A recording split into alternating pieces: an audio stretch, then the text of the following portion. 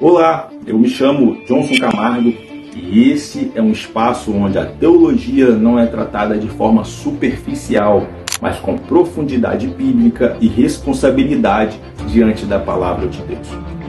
No vídeo de hoje eu quero te conduzir a um dos textos mais impactantes do Novo Testamento. Lucas, capítulo 16, versos 19 ao 31. Texto que levanta uma pergunta séria e inevitável. Nós estamos diante de uma parábola ou de um relato real sobre o que acontece depois da morte? Eu já te adianto, a forma como você responde isso pode mudar completamente a sua visão sobre a eternidade. Porém, antes de entrarmos no texto, eu te convido você a se inscrever no meu canal, ativar as notificações e curtir esse vídeo, porque isso ajuda o YouTube levar esse conteúdo a mais pessoas. Dito isso, vamos ao conteúdo. Lucas, capítulo 16, versos 19 ao 31, não deve ser tratado como uma parábola comum, mas como um relato que descreve uma realidade espiritual. Quando o texto é analisado com cuidado, respeitando o contexto e seus detalhes internos, a ideia de que se trata apenas de uma parábola não se sustenta de forma consistente. É importante observar que esse texto não está isolado.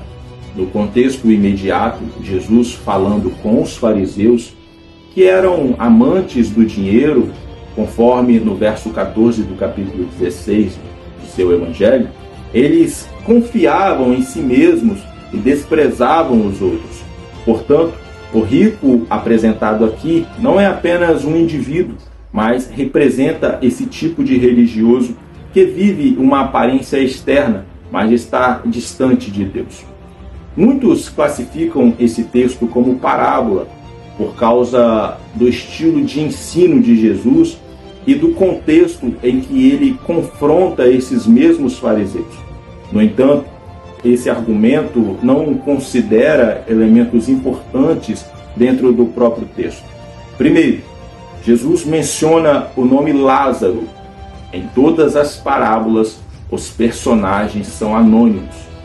Aqui, no capítulo 16, verso 19 ao 31, na suposta parábola do rico e Lázaro, não há nomes anônimos.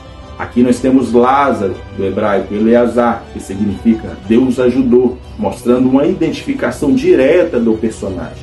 Segundo, o nível de detalhe é específico demais para ser apenas ilustrativo. O texto afirma claramente consciência após a morte. No versículo 23, o rico, no Hades, ergueu os olhos estando em tormento e viu ao longe Abraão e Lázaro no seu seio. Perceba, ele vê, ele reconhece. No versículo 24, ele clama: Pai Abraão, tem misericórdia de mim. Isso demonstra uma fala consciente. No versículo 25, Abraão responde: Filho, lembra-te. Aqui temos uma memória ativa da vida terrena. No versículo 26, é dito que há um grande abismo fixo impedindo qualquer passagem de um estado para o outro. No verso 27 ao 28, o rico demonstra preocupação com seus irmãos, pedindo que alguém vá avisá-los.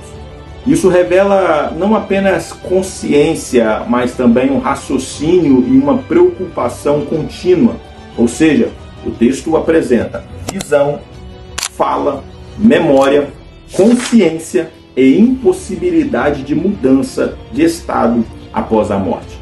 Além disso, parábolas não são construídas para estabelecer doutrina detalhada sobre o estado após a morte. Elas comunicam princípios. Aqui, porém, temos uma sequência organizada de acontecimentos após a morte, com detalhes que não são explicados como símbolos. E isso vai além do propósito comum de uma parábola. No versículo 23, o termo Hades aparece como lugar de tormento. Esse termo não se refere simplesmente à sepultura, como alguns afirmam, mas ao estado dos mortos, ímpios em consciência. Enquanto isso, Lázaro, estando no seio de Abraão, expressão conhecida dentro do contexto judaico como lugar de consolo dos justos após a morte. Jesus não cria esses conceitos, ele confirma o entendimento existente e dá autoridade a ele. A leitura de que isso é apenas uma parábola cria um problema sério, porque exigiria que Jesus estivesse ensinando sobre o pós-morte usando uma estrutura que não corresponde à realidade. Mas isso não se sustenta. Jesus pode usar linguagem figurada, mas não ensina algo falso para transmitir uma verdade.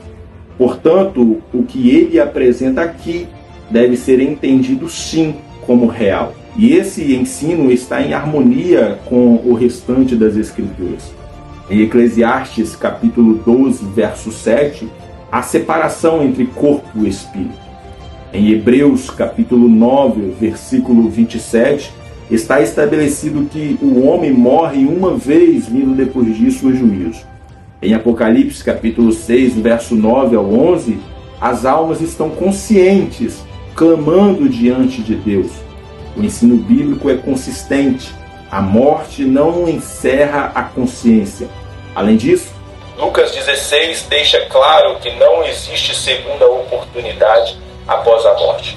O abismo é fixo, não há transição.